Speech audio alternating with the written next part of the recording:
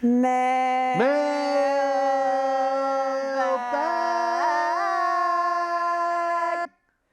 Woo! All right, mailbag. We have a ton of it because the last time we recorded was the 22nd of December. So anything you guys send after that is going in this huge ass mailbag. So if you sent, like, we asked for New Year's Eve movies, top of the year stuff. We asked for a lot of things. Oh, and we got it. Some of them came in after we recorded the last episode. So if you missed yours last time, we're sorry. They're going to come out right now. First off, we have an email from Troy Barber. Oh, hi, Troy. Hi, Troy. Hello, Emily, Matt, and Rich. Thanks for another great year of Viva. I thought the transition of power went pretty smoothly as well. I agree. Congrats. I feel very powerful. Good. Keep thinking you are. Here's my top 2022 films seen thanks to Viva Physical Media in random order. This is fun. And there's stars next to the movies he hadn't even heard of before seeing it discussed on Viva, which is also interesting. Sundown, The Vampire in Retreat, which I talked about. Double star, I hadn't heard of it before. Cop Car, which I also talked about, so good. Double star. Valley Girl, 10 Things I Hate About You. A Swedish Love Story, double star. Walk Hard, The Dewey Cox Story, excellent. Chinese Ghost Story, double star. Blood Muscle Bodybuilder in Hell, double star, which I don't even remember. It's a Japanese movie. Nice. That Thing You Do, Slither, and Season of the Witch. And then parentheses, I know that is way back from like episode 3, but it's been on my watch list and now finally seen. Troy, none of those movies were ones I recommended, so the list isn't valid.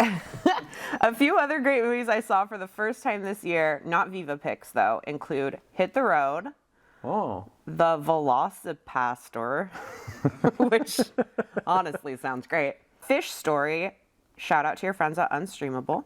Crimes of Passion, Wheel of Fortune and Fantasy, and Drive My Car. The Killing of Two Lovers, Happy as Lazaro, and The Worst Person in the World.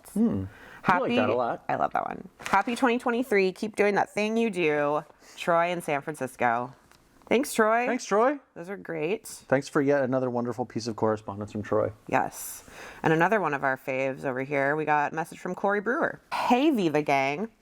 Happy holidays and thanks for all the great eps. I actually have multiple New Year's movie traditions. Last year, my brilliant wife, Jill, suggested in addition to our usual T. Hanksgiving triple feature.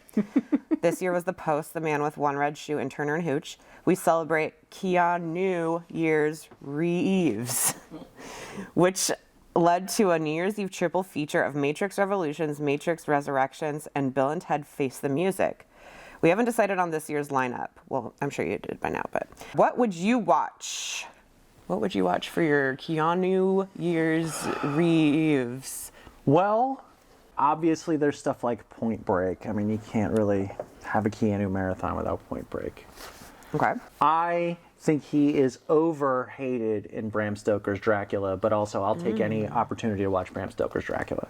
Okay. One that I think from his baby years is underappreciated is Parenthood. I don't think I've seen that one. Very, very good. So would you put all those together in a...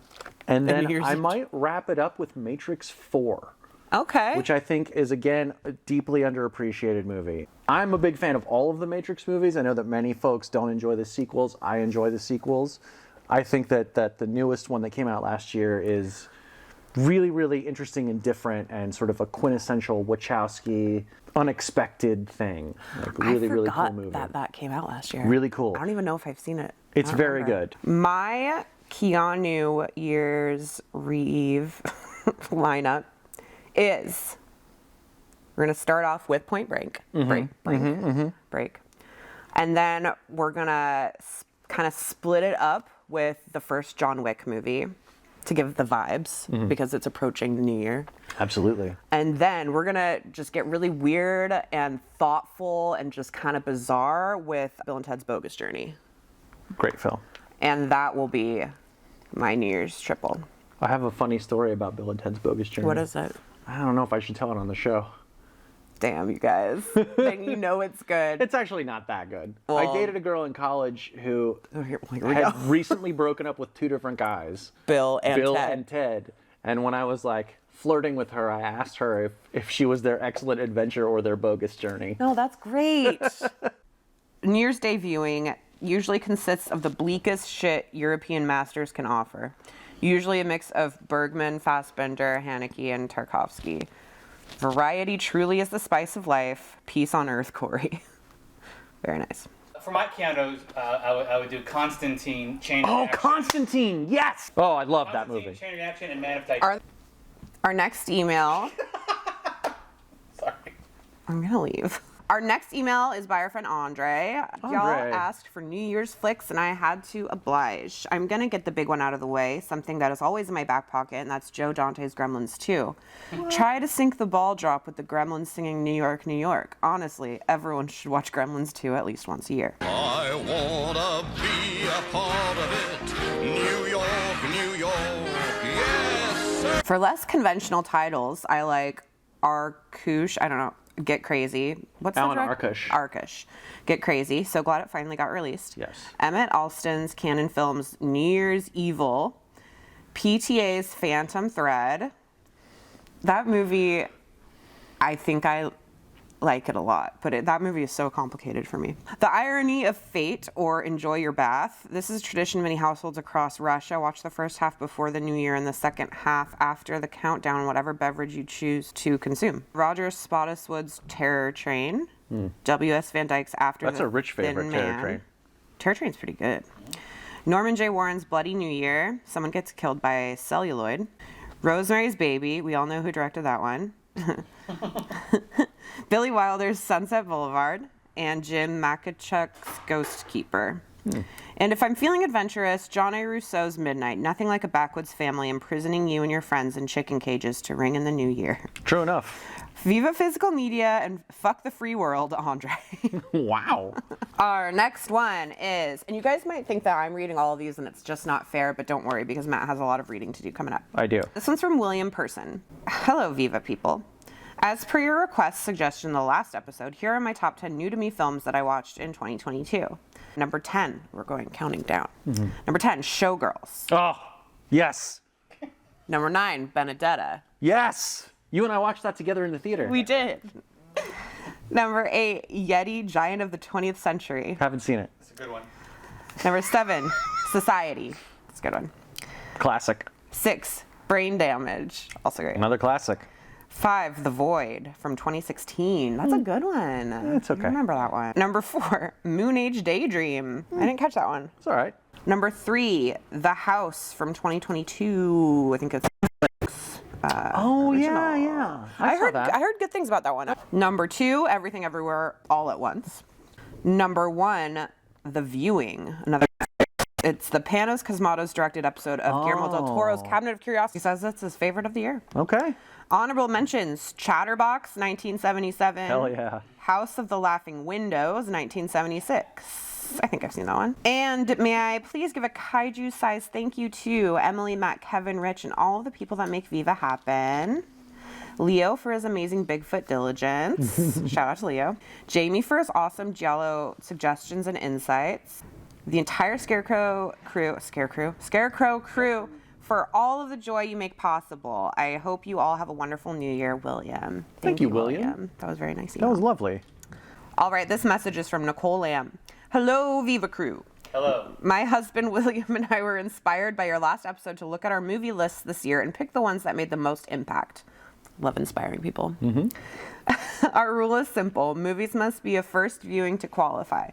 They need not to have been released this year, which is good since most of our movies are old AF. Still, many new releases made it on the list. So here's my list for 2022 in no particular order since it's hard enough just to whittle it down. I get you. Chatterbox, 1977. Number 2 for Chatterbox. Wild Nice at job. Heart. Everything Everywhere All at Once. The House. Benedetta. Wow. Thor, Love and Thunder. Brain Damage. Well, a lot of repeats here. Do these people know each other? Are they having a movie night together? and Yeti, Giant of the 20th Century. What? Nicole, are you really William Person? Are you William Person's friend? Are you William or Person's neighbor? person? You guys know each other? Wait, my husband William and I. Oh, Context for this people. I thought this was a cool coinkydink, but it's it is a cool coinky dink. I just assumed it was a different William. Yeah. But now I understand. Well, what a lovely The couple. Viewing, House of the Laughing Windows. This is the same list. Honorable mentions. Men for the scene towards the end. I agree the scene towards the end was something to behold. Ingrid Goes West, because Aubrey Plaza is bae. Agree. Islands, short film from the director of Knife Plus Heart, A Great Rich Wreck. Oh, I haven't seen that. I haven't seen that either. I like Knife Plus Heart, though. One movie to highlight from my list is Chatterbox, which is a total wacky late 70s lost gem of a movie. We found it through Scarecrow's awesome trailer compilation DVDs. Then found the full movie in your biker section, not because that's what it is, but because it is part of a 2-pack with a biker movie. This just goes to show once again how amazing Scarecrow's collection is to find these silly forgotten movies. Now, I want to warn you, this movie isn't good. It's great. I think it's great. If you want to turn off your brain and have a good time, this is it. And then she links to the trailer and then says, hope y'all have a happy new year, Nicole. I watched the trailer. You guys have seen the movie? I have seen it, yes. Have you seen it? The titular It's about Chatterbox. a talking vagina. Uh-huh. It's a pun. Cool. So we have a lengthy email from one Christopher Pearson. I'm about to kick all of your guys' asses today, I think. All of ours? All of your asses. I haven't done anything. Our collective ass. Your collective I've been ass. good. I've been a good man. Collective ass. Christopher Pearson has a very lengthy email for us, and we're going to read the whole thing. We are. And it's a really good one. I've read it. Okay. Dear Emily and Matt, have you two ever recommended a film to someone in hopes of self-sabotaging a new friendship? Here's my story. A couple years ago, due to a bad breakup, I moved in with my estranged father and his family. They live in a small farming town in Snohomish County where there's really not much to do besides watching movies at home. Probably Marysville. Since I moved here, I made it my mission to watch as many films as I can while trying to get the ball rolling on my life again. During this rebuilding period of my life, I picked up a job at a local Safeway. On my shift, I would always talk about movies and try to suggesting films to my coworkers and customers, mostly the ones that were willing to listen. I started gaining the reputation as the movie guy. I'm the movie guy at a lot of places where I hang out. I imagine you all are too. Yeah. Yes. The guy who could name that film actor you kept forgetting the name of, 100%. One day, my coworker suggested that I should get to know this kid who is also a big film buff and is the movie guy of his department. And fight to the death. Steel cage match, loser is unmasked and killed in the ring. I meet the kid and we start talking movies. I ask him what are his top favorite films, and he lists off the most machismo movies you can think of. Number 1, Fight Club. Number 2, Rambo. Number 3, Con Air. Number 4, Die Hard. Number 5, Expendables. Pretty good. Until the last one. I don't love Expendables, but otherwise, yes. Which, don't get me wrong, he says, Christopher says, those are enjoyable movies, but there's not much variety to that list, as you can see. He then asks me what some of my favorite movies are. I tell him that a majority of my favorite films are from directors like David Lynch, Stanley Kubrick, Werner Herzog, Jim Jarmusch. But at the time, I started to discover the unholy glory of John Waters, starting with Female Trouble, Desperate Living. Ugh, Desperate Living. Your first duty will be to help my soldiers spread rabies to everyone in town. Polyester, etc. I go into a brief summary of Female Trouble and explain how the film was shot on a shoestring budget with a troupe of the most lovable weirdos ever caught on film. He seemed interested, so we decided to swap movies. I let him borrow my copy, and he gave me a copy of Blade. Cool. That movie rips, as Matt Lynch likes to say. You do like saying that. It does indeed rip. The next day, I see the kid, and he returns the movie with an unamused look on his face, so I ask, so, what did you think of the film? He responds, I didn't like it. Okay, why not? He then hits me with the response I should have expected from him in the beginning, which was, I'm straight, bro. Whoa. I try my best to look past that comment and continue to delve more into the content of what he didn't like about the movie. He said that the comedy in it wasn't really for him, and that the scenes that contained full frontal male nudity made him uncomfortable. Well. I accepted his review, but not really, and continued to silently judge him. Hey. Okay. Wow. I love this guy's honesty, though. I'm up for it, yeah. He then asked me, do you have any other movie recommendations, ones that I could relate with? Now, at this point... cool for that kid to ask again. Like, yes, 100%. Yeah, good for him. He could Good for him. He's been like, fuck this guy with his weirdo movies, but he's like, hey, here's what I didn't like. Yes. Maybe try again. Let's be buddies. 100%. Hey, that's not bad. Give me more dicks. Yeah. No more, we're not judging anybody Looking here. for the silver lining. We are not the kind of organization that labels people here at Scarecrow Video. We're not the type of organization that does. Yeah. But we could be the type of individual. Individually maybe, but not right now. Just kidding. So now at this point, he said, Christopher continues, now at this point, any normal, rational person would have just cut ties with him and said, no, all the films I like are weird and fucked up to some degree. My movies aren't for you. Well, I don't think you should do that, but I'm glad you didn't. But I'm far from being normal and definitely not rational at most times. Good job. So I said, yeah, I got one you can relate with. Have you ever heard of the movie Gummo? He goes, no. Damn. I give him a brief synopsis of what it's about, explaining that some of the people in it are real people from the small town that it's shot in, a town that I think is similar to where we are currently living. At that point, I gained his interest and he agrees to watch it. The next day, I bring him my copy of Gummo. As I give him the DVD, I'm laughing in my head, thinking, here you go, you fucking townie. Enjoy. Wow. The following day, I see him walk into my department to return the movie. He leaves it on the counter for me, and without making any eye contact, he just says, thanks, and walks away. And that was the last time I ever spoke to that kid. As I write this story, I realize that this isn't really a case of self-sabotaging and more of a success story of dodging a bullet when it comes to meeting closed-minded people. Okay. From that experience, I learned that movies have an unspoken power when it comes to forming new friendships, almost serving as a personality litmus test as to what people are like or are into. Am I wrong for thinking that?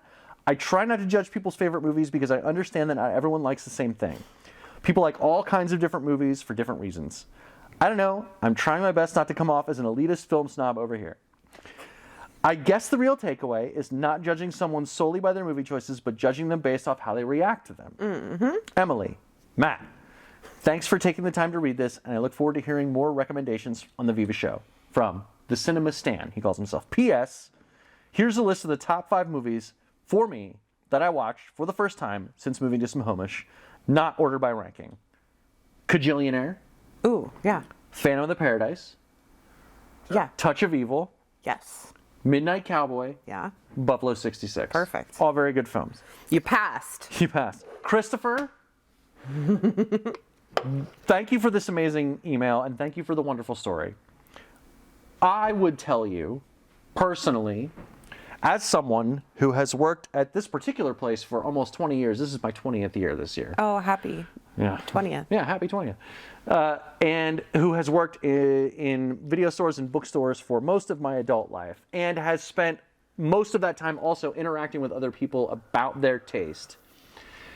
At a certain point, you must give up and stop worrying about what other people like and don't like, and stop judging people based on their taste. Well, here's the thing, though. He does bring up a good point about rather than judging someone based on what they are into, and instead judging them based on how they react to something. So he was like, I dodged a bullet of someone being closed-minded because of his whole like, oh, whoa, I'm straight kind of comment. And I totally get can definitely pull out that from it. I would really also want to hang out with somebody who had that reaction too. At a certain point, especially being like a so to speak, like a movie person, maybe in a group of people who aren't movie people, you can't let that like isolate you, I guess, in a way. But I would continue to keep trying to spread the good gospel of the movies that you watch, no matter how weird they are. I think it would be better. I mean, look, I totally get it. If he doesn't want to hang out with that kid anymore, that's totally I don't think I would hang out with that kid. I don't think I would do it either. Yeah. But if it was me, I'd keep pushing. You would? Yeah, I think I'd keep pushing. I would keep showing him weird shit. Yeah. You want to crack? I would try to crack the egg. Okay, you could try to crack the egg, or you could try to find something that meets him halfway. Well, yeah, but like to crack the egg, you got to meet halfway, and then you kind of. But that's also like creating a project out of it. But you could be bored enough in Snohomish or Marysville or wherever you are. At the same time, if somebody came back to me from a movie I recommended them and was like, and said something like vaguely homophobic like that, I would be like, well, fuck off. Yeah, exactly. I mean, I am not up for that kind of response at all. You don't have time or energy. You don't need to surround yourself with that I don't need to vibe. educate this guy about what his problem is. When his problem is his own problem. He's a homophobe. Yeah. He sent another email like the next day. Do you want to read that one too? Oh, I didn't see that one. It's Hold on, I'll go back. Email says, whatever you do, don't read the last email. Hello, Emily and Matt. I hope you two are doing well and having an excellent start to the new year. I recently rented World's Greatest Dad from Scarecrow and noticed a little Easter egg of the store in the film.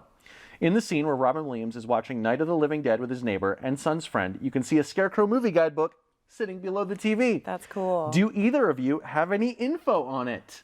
Thank you, Chris, aka the Cinema Stand. Also, thank you for recommending the movie Bingo. Hell yeah! Hell yeah, dog. I've been introducing the movie slowly to my circle of friends, and they've stated that Bingo is way better than the dog from Air Bud. 100% true. You should show that guy at Safeway Bingo. Show the kid at Safeway Bingo. Bingo Pill the Safeway Kid. Yeah, Let's do the it. name of my new album. From the punk band Diarrhea and Frank. Yep. Bingo Pill the Safeway Kid. Bingo rules. Thank you, Christopher. Bingo Pill the Safeway Kid. I do have some information about the Scarecrow video filmed guide. in Seattle. Yeah. Wait, is he asking for information on the guide or information on why it's in the movie? I mean, It's in the movie because it was filmed here. filmed It was here. filmed in like Wallingford, which is right up the street, basically. Yeah. But I mean, But we have no idea why specifically. Well, probably because they're watching cool movies, and so they're like, "Is there like a video store around here?" I mean, that's what I would gather. imagine. I would imagine they shot it in somebody's house that was a friend of the production, and they happen to have a copy of the book. Yeah, that makes more sense. So, But we do have information about the book, which was being put together when I got hired here in 2003, and I have like maybe 7 capsule reviews in that book. is it sitting up there? We can grab We've probably got a copy. It's really dog-eared, but it's over there. It's long out of print. Yeah, but you can find it at your local half-price books. Yeah, or used on Amazon. It obviously does not contain the entirety of the collection. Or the entirety of the current staff because it was made a long It was time made ago. a long time ago. Most of the people that have capsules in this book no longer are here. But it is a really cool book. It's organized by section, much like the rest of the store. It has a lot of really cool capsules that are, handwritten by the staff of Scarecrow Video. It's a really, really cool book. If you can track down a copy, I highly encourage you to pick one up. All right. This message is from Scott Baker. Hey, besties. A little late, but hope everyone at Scarecrow and everyone watching have a great 2023. My film resolution this year is to watch more movies from before 1970 and to watch more Asian horror movies from the 90s and early 2000s. Ooh, fun. Good stuff. Without further ado, here are my top 10 of 2022. That rhymed. Number 10, 3,000 Years of Longing. Number 9, Skinamarink. Number 8, X. Number 7, The Fabelmans. Number 6, Barbarian. 5, Pearl. 4, Nope. 3, Nope. 3, Everything Everywhere All at Once. 2, The Quiet Girl. And number 1, Jackass Forever. And here are some of my favorite discoveries of this year in no particular order. The Night House. Yes. Great. Embrace of the Serpent. The Taking of Pelham 123, 1974. The Handmaiden. The Before trilogy. Oh, perfect. Boy and His Beast, or The Boy and the Beast. It's animated. Cool. Crash, 1996. The best. Burning. The 36th Chamber of Shaolin. Also the best. Noroi the Curse. I've been meaning to watch that. Waves. Thank you for everything. Love you all. Scott in Japan. Thank you, Scott. Thanks, Scott in Japan. In Japan is a strange last name. I hope I'm pronouncing it right. This one's from Nick Datish. Oh, he's a long-time listener, 4th-time caller. Oh. Yeah. Hey, Viva.